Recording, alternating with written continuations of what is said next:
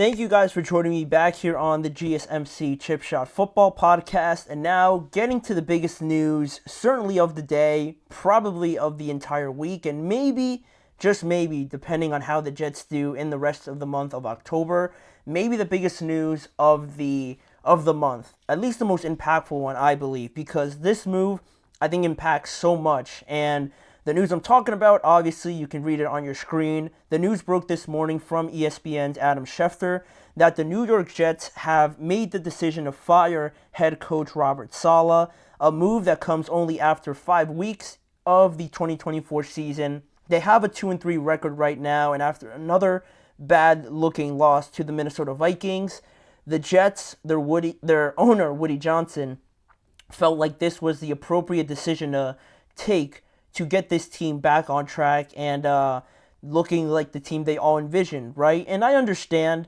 with this move, and I couldn't believe it, honestly, when I saw it this morning. I was like prepping for the show and everything like that and writing everything down, and I saw the tweet by Adam Schefter, and I'm thinking it's completely fake. I understand that the Jets aren't looking great, right? Rodgers, not looking great. A lot of turnovers, 3 just in his last game. People are starting to worry in New York. You know, the market is crazy over there. The amount of pressure you have there. The Jets specifically, right, going all in this season, getting Rodgers, getting Hassan Reddick, even though he's not there, bringing in the new offensive line pieces, getting Mike Williams in here as well. They had this 1 to 2 year window where they needed, I don't know, people are saying Super Bowl, but I never really bought that as being realistic, but at least like the conference championship or anything like that, right? The amount of pressure that this team was facing, I understand that the margin of error and the leash, so to speak, was going to be extremely short. But even still, this kind of felt like it was trending towards, being a bad situation, right, with how the team was looking. So I understand all of that. I get it. But still, I hate this move so much because it just felt like there was no news or reports leading up to this that this could happen. Yeah, maybe you thought about it, that it could happen eventually at this year, but not after 5 games. It just felt like a panicked, premature, impulsive move by the Jets as an organization to try and create a change, right? Not sticking it out. And this made me think instantly of, because I'm a Steelers fan, and when, Steelers fans, I'm sure any fan following their team in the NFL, but when anybody's crying out for a change in your organization, for the head coach, the offensive coordinator last year for the Steelers, it always feels like it becomes such a drag, right? It becomes such a drag that fans are clamoring for it. There needs to be this change, this change, or this change. But it always feels like the good organizations try to wait it out a little bit, try to feel it out, and they don't make these impulsive, just panicked moves just because they're feeling a little bit of heat. And I know the Jets are in a crazy market, obviously, in New York, and with their recent history. And coming off of the back of last year, the entire narrative was that the Jets were only a quarterback away. Just wait until they get a good quarterback. Once the trade was announced, everything changed, right? The expectations went from like about a 2 to like over a 10, right? Obviously. But I understand all of that, the pressure that this team was feeling, but even still, it felt like this team, if you were going to fire him, you could have done it a little bit later, right? And now some people might say that that was going to be too late, right? The season was already going to be lost and there was no point. But I could say the same, 5 games in. There's no point of firing him right now, just because if you're going to fire him this early, you might as well have done it before the season started, because now I feel like this unravels a whole chain of events where, looking at Robert Saleh, and maybe he wasn't the top head coach, right? Obviously, he had a losing record with the New York Jets, but still, now you're thinking about all the questions that pop up. Is the defense going to perform the same? Because Robert Saleh was a defensive head coach. The locker room, how is it feeling? There were some reports, I think from Jordan Schultz, that said that a lot of the defensive players were shocked that this happened. And, is that going to divide the locker room in any which way? By some guys thinking that this was an awful decision to take, or some guys wanting this to happen? How is that going to affect the locker room? Does Rodgers now have full control? That was the idea, right? Before, that's what most people thought, that Rodgers, this was his team now, and Robert Saleh was almost undercut by him. But does he have full control now? And should he have full control now is another thing. And, the blame now that Robert Saleh is out the door, is going to fall fully on Aaron Rodgers. And, what's funny about Aaron Rodgers now being the guy that's going to be the main target of looked at as the scapegoat potentially if things keep going bad. It's so ironic how that this past offseason, how you're looking at all the changes that the Jets have made. General Manager Joe Douglas bringing in Rodgers, bringing in the offensive line pieces, improving everywhere it seemed like. And the narrative around that was that everyone was praising him for doing that. And now that the head coach is gone and this roster is still not performing, even though you pretty much have everything you need or everything you ask for, it's so Jets-like, I feel like, now to still be wanting something else right at this point in time, and still desiring, like, oh, we need Devontae Adams now to come in. That wasn't the idea originally, right? And I just feel like now firing the head coach Robert Saleh at this point in time, it just feels like it was so just premature at this moment in time. And this is very unlike the New York Jets, right? As funny as I may think, right? This is the first time ever that owner Woody Johnson, in his 25-year tenure, that he's fired a head coach during the season. It's the first time the Jets have made an in-season coaching change since Lou Holtz resigned in the final game in 1976. It's the third time ever the New York Jets as an organization have made an in-season coaching change, just in general. So for as much as the Jets have maybe looked like an unstable organization, they don't really do this too often. To put it into perspective, Adam Gase, not to bring back some traumatic memories for fans out there, but he wasn't even fired during the regular season or anything like that. They gave until the end, and of course the pressure with Adam Gase was obviously nowhere near what it is right now. But Robert Saleh probably had double the success that Adam Gase had, and he came in to try and fix all the mistakes that he made. So he had a losing record. I understand all of that. And if there was always going to be this decision, of course they weren't going to get rid of Rodgers or bench him or anything like that. They weren't going to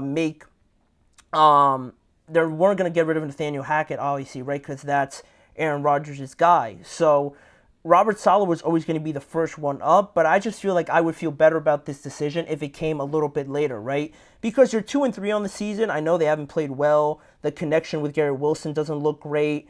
They're not running the ball for whatever reason. And a lot of the mistakes, it feels like, are offensive. So again, firing the defensive-minded head coach doesn't make too much sense to me at this point in time. So that's some of the issues I have.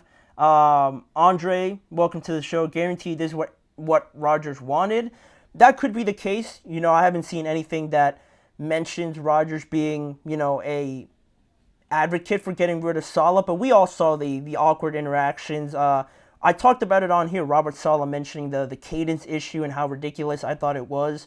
All of that go against Robert Saleh staying as the head coach, right? But still, I can't think of too many times where a head coach firing is a situation where now this team is going to be elevated to Super Bowl contention. Also, Andre, how do the Jets just let this guy come in and let him make all the decisions when he's not even winning games for them? I'm assuming you're meaning Aaron Rodgers, right? So, it just comes with being Aaron Rodgers, right? As simple as it may sound and as, insane as it may sound, the Jets have never had anyone like Aaron Rodgers, right? Since Joe Namath, right? So obviously that comes with it. Rodgers was always going to have that kind of decision power, right? Like you're alluding to, because of the fact that the Jets were desperate so much for a quarterback like this, and it seemed like they had everything in place. So once they got that final piece, they were always going to do everything that it seems like Rodgers wanted, bringing in Nathaniel Hackett, Alan Lazard, Randall Cobb as well. So, it's not a great thing that happens in sports, but it's a reality, right? So with that being the case now, Maybe it's something that Aaron Rodgers felt that needed to happen, but still now, with Robert Saleh gone, and he was always going to be the first one gone, now everything falls on Aaron Rodgers, right? It almost feels like there's nowhere else to hide now at this point. Now, if there was any hesitancy about Rodgers before, maybe it's not him, it's always on Robert Saleh. Now we're really going to see, right? If this offense hasn't changed or if this team doesn't play any better, it's going to fall on Rodgers. And once it falls on Rodgers, it's going to fall on the entire organization and everything is going to come crumbling down. So it's a decision that I hate. Again, I have to stress it. I don't really understand it. And now their defensive coordinator, Jeff Ulbrich, will be the interim head coach going forward. So, we'll see how that goes. It's a very weird situation now for the Jets because, again, they're 2-3 after 5 games. They have a chance to be first in the AFC East if they win their next upcoming game against the Bills. So it's not like they're last or they have one win or something like that. And Rodgers is playing awful. He's not playing good, but I feel like there are some moments where he has shown you a little bit of something. And to fire the head coach now, I don't necessarily think it fixes the offense. And does this mean that you still go out and get Devontae Adams? Is he going to want to be here now with Jeff Ulbrich as the head coach and this unstable environment around the New York Jets? That could be something that is affected by this. And I don't feel like this makes any drastic change to the Jets. And if we're going to talk Super Bowls and the expectations for them, you'll never see the Chiefs. You'll never see the 49ers, even the Lions now at this point, or the Ravens, or any organization like that. You'll never see them make a move